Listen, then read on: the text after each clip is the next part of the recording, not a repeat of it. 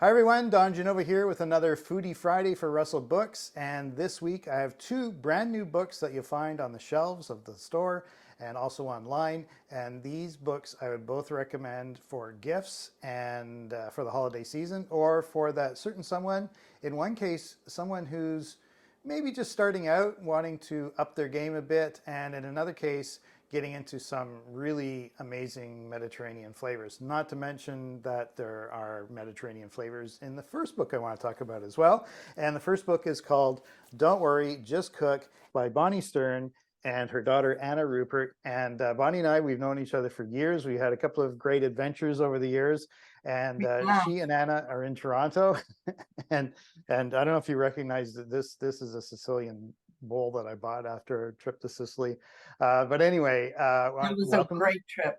Yes, it was a great trip. And Anna's going to say, why wasn't I on that trip? How old was I when was that trip? Oh, that wasn't too long ago. Wasn't Okay, that long ago. It wasn't that long fine. ago. No, 5 or 6 Occasionally the years ago. trips happened before I was born. Yeah. No, not Well, this one. then the India trip that we went on, that was quite a while Oh ago. my Yeah, God, that was an yeah. amazing trip, wasn't it? Yes.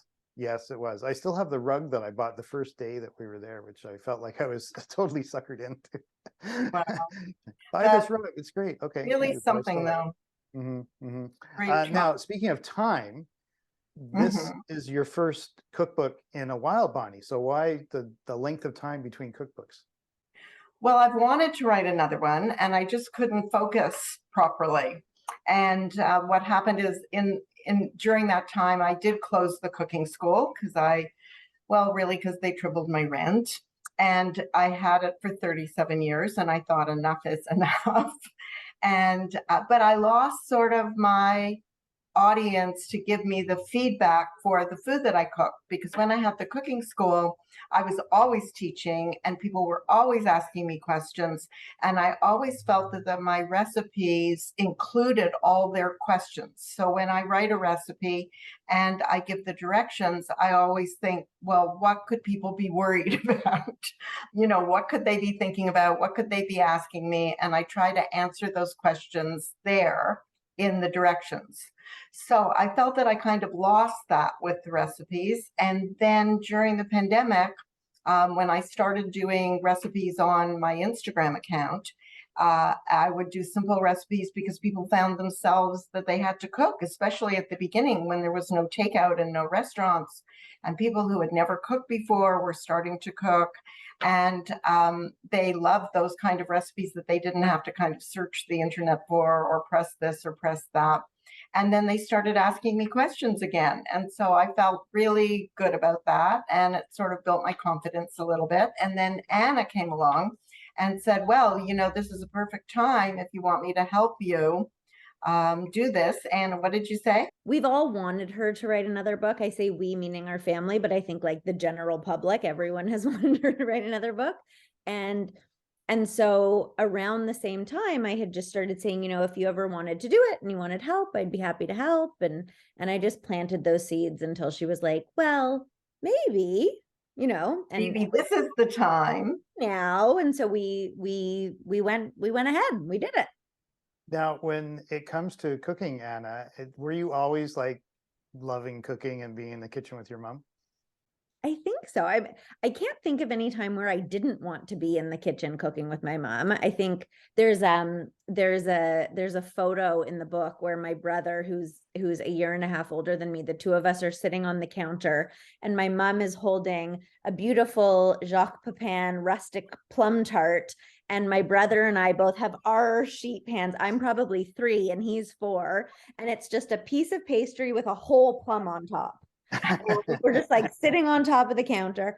But then So, when it came to actually putting the cookbook together, how were you contributing to that? so I wasn't sitting on the counter making half-made tarts. So I guess in a bunch of different ways. Obviously my mom is, flavor and recipes and recipe development, and that's Bonnie. But over the years, we cook together a lot. So, I was able to contribute by testing recipes and things like that. But my mom will tell me her stories, or I know lots of stories about the recipes. And so she would tell me the stories, and then I would write out the story of the recipes, write out the stories of the essays that we wanted to include. And then the one other place where I came in really handy is that putting together a cookbook is a huge project, right? You're coordinating all the photos and all, and getting the edits back and all of those processes. And so I think also being a program manager, being a project manager was a very helpful skill to have. I really like the way this one is laid out because, and tell me a bit about the beginning, Bonnie, because the little pantry bit, the sauces and spice mixes, I just opened it there and I'm like, okay, I'm all set to do this. Not a problem.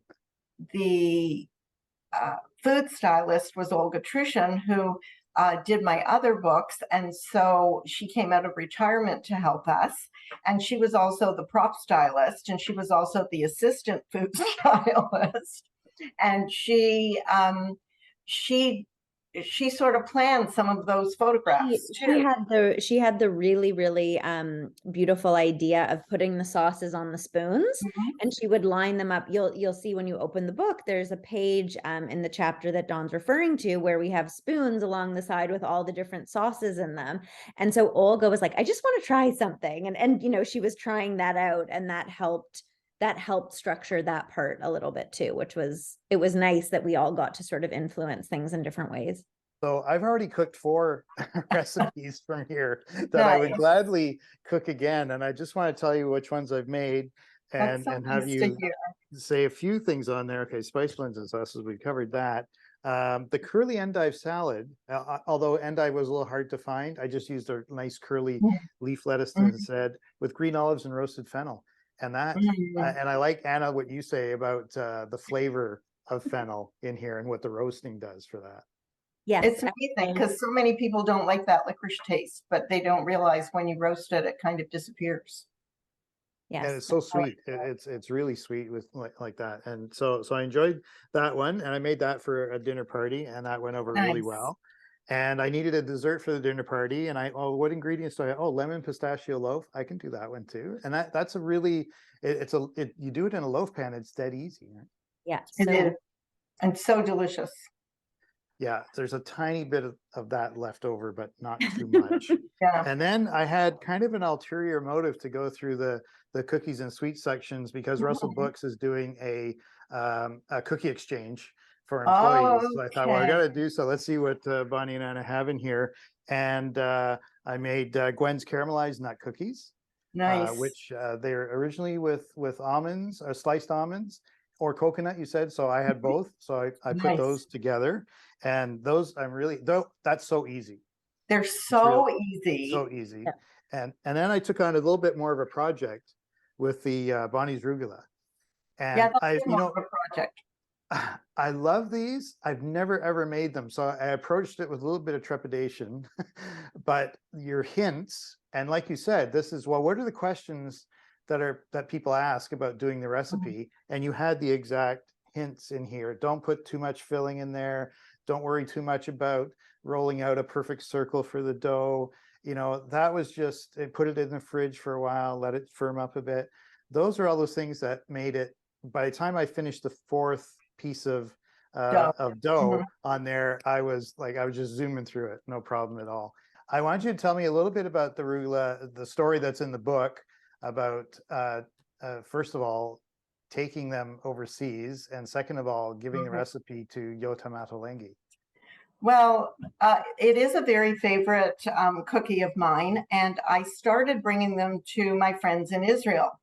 And the thing in Israel, they have rugelach, but it's made with a different dough. It's made with a yeast dough, and also usually chocolate. And I make it, as you saw, with the brown sugar and cinnamon and nuts. And then also they put a sugar syrup on top, and they're really delicious, but they're totally different rugelach. So of course I had to bring my rugelach for them to taste. And so it got to be where every time I came to Israel, I would bring like a box, a suitcase full of rugelach. And then one time the suitcase got lost and it didn't come for a few days. And I didn't know whether to give them out or not because it seemingly went around the world. And so I tried it out on a few people and they thought that they were even better. And so I gave them out and everybody loved them. And it was the rugelach that went around the world accidentally. And you gave the recipe to Ottolenghi. And what happened with that was sort of totally separate. And Anna and I met Yotam years ago when his first book came out and when we were in London. And we got to be friends. And every time he came to Toronto, I would make him rugelach. And he loved them. He just loved them. And so that happened 5 or 6 times. I can't remember exactly. And then when he did the book with Helen Go, the dessert cookbook, he wanted to put the rugelach in the recipe book. And he did change them a little bit because flour in England is a little bit different. And also, I think he put a quince paste inside. Okay. And that's absolutely delicious too. And, you know, they always have to make it sort of a little bit different style and put different ingredients in. And I was just so proud that one of my recipes got into one of his books. And so when it came time to have a foreword for our book, Anna, what did we do? We jumped up and down. Wondered if we had the courage to ask. But I mean, no, we're friends, and he's a lovely, lovely person, as is the partner in his business, Sammy Tamimi. They're both wonderful people. They're just the kindest, most generous people, and we are just very shy and timid, and that's why I say we were, you know, it was hard to ask. It's hard to ask anyone to do anything, and so we asked if he'd be willing to take a look at the first pages, and he was happy to write what he did, and what he wrote was so beautiful, and we were jumping up and down for joy. Actually, jumping up and down. So the other book that I did want to mention was an Ottolenghi book, Ottolenghi Test Kitchen, Extra Good Things. So that one is also available at Russell Books now. So this one, I think you need to invest yourself a little bit more. I have this earmarked for a certain person in my family, your book.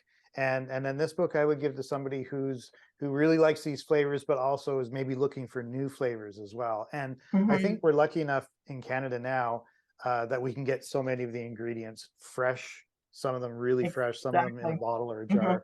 They're fantastic. So, but those are 2 great books that are available at Russell Books. Bonnie and Anna, thank you very much for coming into my kitchen today from your kitchens. Thanks for having us.